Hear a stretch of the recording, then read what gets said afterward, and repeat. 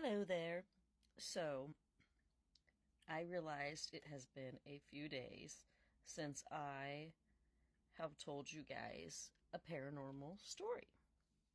So, we are down to the last 5 that I had listed for this series, and I have really enjoyed doing this, so I imagine I will be trying to find more to talk about here.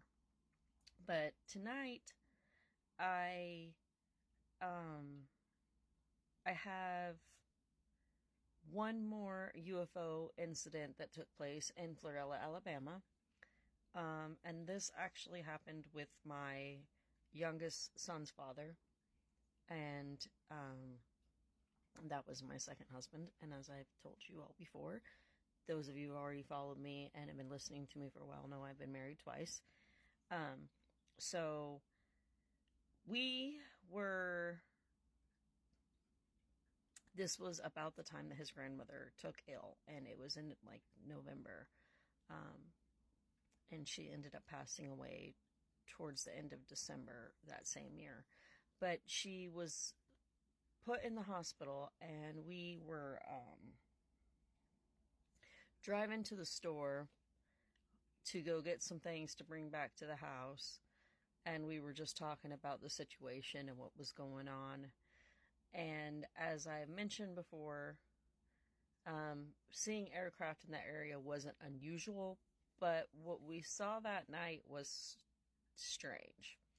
So we were driving down the road and we were headed towards the store, and we seen this kind of strange, kind of like long circular shaped object flying low to the ground and like hovering, and it had like 4 windows on the front, and the windows were really bright, and didn't look like an airplane, and it didn't look like a helicopter or anything like that. It was very spaceship, shaped, kind of like that cylinder, kind of silver cylinder shape with windows on the front.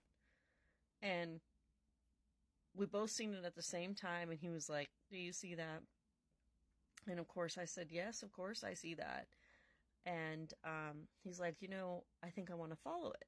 And so he turned down the road towards where it was at, because it was like we were driving straight, and it was kind of like turned down this one road, kind of on the side of like where I was on my side of the passenger side. So he turned right there, and he started driving towards it. And it seemed like at first it was just hovering, but as we drove closer, it seemed to like speed up a little bit, and then it began to move faster, and we could tell that now it's definitely moving now. It's not just hovering, and we think that it can see that we have noticed it.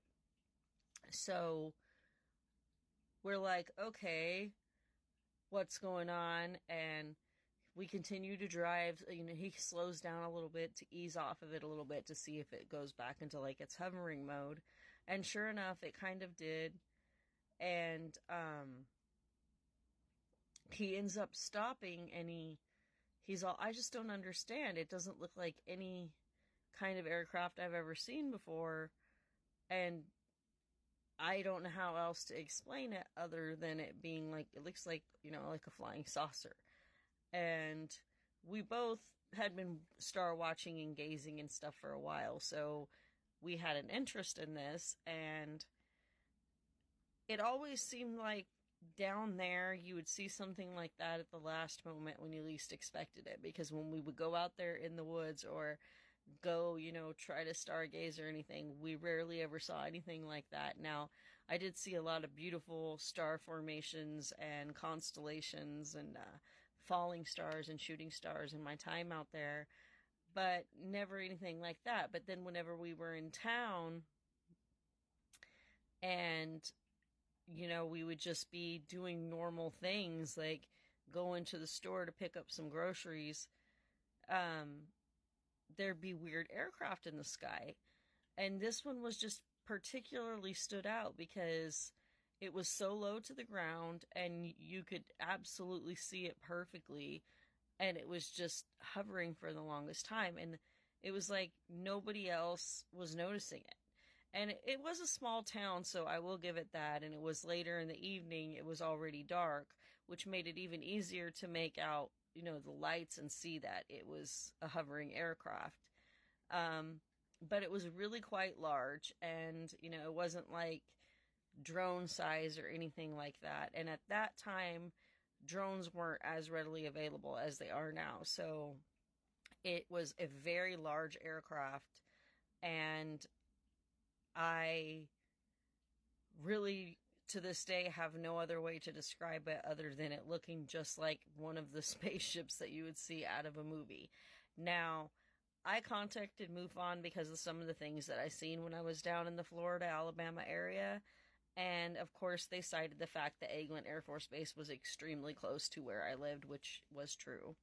But that particular area, which connects to the panhandle of Florida and the Emerald Coast, which is in the Gulf of Mexico, has had a lot of activity, and there has been lots of footage and camera footage of lights in the sky and strange things in that area. And some people think that that's also because of the Air Force Base being there. And Eglin itself actually has a history of association with the Manhattan Project, and in World War II, it was a very important place. It was crucial to some of the staging that they set for some of the battles that took place after Pearl Harbor and Hiroshima and Nagasaki. So there were a lot of things that happened there. There's several different types of military installations there. So seeing things in the sky wasn't at all unheard of.